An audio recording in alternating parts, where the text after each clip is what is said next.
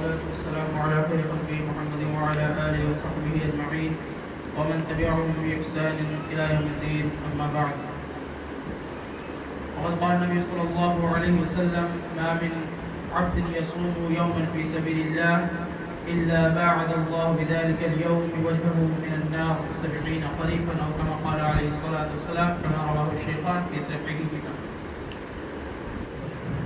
گزشتہ درس میں ہم لوگوں نے عشر ذی الحج کی جتنی بھی فضیلتیں ہیں اپنے علم کے مطابق اور کم وقت میں جو اہم جو اس فضیلت کے لیے اس فضیلت کو بہت اچھے اور بہتر طریقے سے اجاگر کر سکتی تھے ان احادیث کو میں نے آپ لوگوں کے سامنے پیش کیا تھا.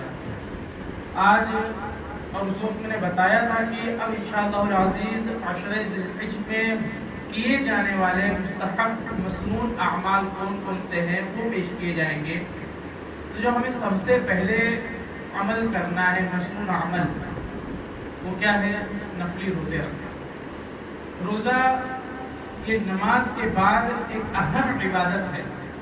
یہ گرچہ ہم پر سال میں ایک مرتبہ فرض ہے، ایک مہینے کے لیے فرض ہے، لیکن اس کے باوجود اگر کوئی شخص روزہ رکھنا چاہتا ہے تو اس کا ثواب کم نہیں ہوتا.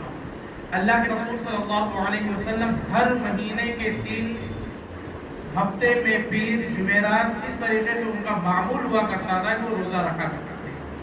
تو ہم پر بھی بحیثیت امت محمدیہ ہم لوگوں کو بھی چاہیے کہ ہم یہ جو چھوٹی چھوٹی جو سنتیں ہیں جو اللہ کے رسول صلی اللہ علیہ وسلم اپنے زمانے میں کیا کرتے تھے اور صحابہ کرام کا جس پر عمل رہا، ہمیں بھی چاہیے کہ ہم اپنی زندگی میں لائیں.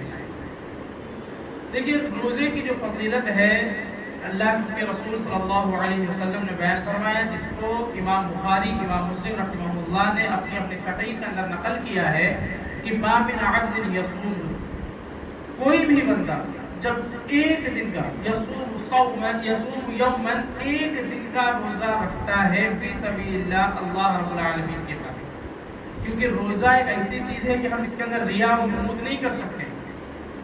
اللہ رب العالمین کے لیے اگر کوئی شخص ایک دن کا روزہ رکھتا ہے، اللہ رب العالمین باعد اللہ بذالک، اللہ رب العالمین اس روزے کی وجہ سے اس کو دور کر دیتا ہے، اس کے چہرے کو وجہہ من النار 70 خریفا 70 سال کی مسافت کی اتنا دور کر دیتا ہے. اسی طریقے سے یہ عام روزہ، یہ مسلسل جب بھی ہم روزہ رکھیں یہ ہے. لیکن اب یہ جو عشر ذی الحج کے تعلق سے ہے، ازواج مطہرات یہ روایتیں کرتی ہے. صرف ایک حضرت عائشہ رضی اللہ تعالی عنہا سے ایک روایت ہے، وہ انشاءاللہ میں اس کے بعد بتاتا ہوں. ازواج مطہرات میں انہوں نے روایتیں کی ہے کہ کان رسول اللہ صلی اللہ علیہ وسلم یصوم 9 ذی الحجہ، اللہ کے رسول صلی اللہ علیہ وسلم 9 ذی الحج تک روزہ رکھا کرتے ہیں. 9 ذی الحج تک یعنی 1 ذی الحج سے لے کر 9 ذی الحج تک مسلسل 9 دنوں کا روزہ رکھا کرتے تھے. ویوم عاشورہ، عاشورہ کا روزہ رکھتے تھے. وثلاث ایام، اور 3 دن کا روزہ رکھا کرتے تھے من کل شہر، ہر مہینے میں. اس حدیث کو امام ابو داؤد رحمہ اللہ نے اپنے سنن کے اندر نقل کیا ہے. اس حدیث میں ہمیں یہ بتایا گیا، ازواج مطہرات نے کہا کہ اللہ کے رسول صلی اللہ علیہ وسلم 9 دنوں کا عشر ذی الحج میں 1 تاریخ سے لے کر 9 تاریخ تک مسلسل روزہ رکھا کرتے تھے. حضرت عائشہ رضی اللہ تعالی عنہا کا کہنا ہے ما رأيت رسول اللہ صلی اللہ علیہ وسلم صائما فی العشر قط، میں نے اللہ کے رسول صلی اللہ علیہ وسلم کو اس عشرے میں روزہ رکھتے ہوئے نہیں دیکھا، کبھی نہیں دیکھا. تو بہرحال امام ابن حجر عسقلانی رحمہ اللہ اور دیگر ائمہ محدثین نے اس کے لیے جو تعبیر نکالی، اور کئی ایک تعبیرات ہیں، جیسے کہ اللہ کے رسول صلی اللہ علیہ وسلم رمضان کے مہینے میں تراویح نہیں پڑھائے تھے، 3 دن پڑھائے. اس کے بعد میں اس ڈر سے کہ کہیں امت پر فرض نہ ہو جائے، اس چیز کو مد نظر رکھتے ہوئے ہو سکتا ہے کہ حضرت عائشہ رضی اللہ تعالی عنہا کے دن جب ان کے گھر جس دن بارش ہوا کرتی تھی، ہو سکتا ہے اس دن انہوں نے روزہ نہ رکھا ہو، اور وہ دن ان کے زندگی میں جتنی بھی بار آئے عشر ذی الحج میں انہوں نے کبھی روزہ نہ رکھا ہوگا، حضرت عائشہ رضی اللہ تعالی عنہ نے اس اعتبار سے کہا ہو کہ میں نے اللہ کے رسول صلی اللہ علیہ وسلم کو نہیں دیکھا۔ اسی طریقے سے خبر احاد اور خبر تواتر یہ بھی ایک معنی رکھتی ہے۔ ازواج مطہرات میں اکثریت کس چیز کی طرف ہے کہ اللہ کے رسول صلی اللہ علیہ وسلم روزہ رکھا کرتے تھے۔ کانا کا لفظ ہے، اور جو عربی جانتے ہیں کانا اس وقت لگایا جاتا ہے جب استقرار ہو، یعنی تدوین جس کے اندر ہو کہ ایسا ہوا کرتا تھا، جس کو کہتے ہیں ریگولیشن۔ اسی طریقے سے حضرت عائشہ رضی اللہ تعالی عنہ انہوں نے کہا کہ میں نے نہیں دیکھا، تو یہ ان کا اپنا ذاتی معاملہ بھی ہو سکتا ہے۔ اسی طریقے سے ایک تعبیر یہ کی گئی ہے کہ اللہ کے رسول صلی اللہ علیہ وسلم سفر میں رہے ہوں یا کوئی بیماری کی وجہ سے اللہ کے رسول صلی اللہ علیہ وسلم نہ رکھ سکے ہوں، یہ بھی ایک بات ہو سکتی ہے۔ بہرحال علماء محدثین اور محققین کا اس بات پر اتفاق ہے کہ اللہ کے رسول صلی اللہ علیہ وسلم 9 دنوں کا روزہ رکھا کرتے تھے۔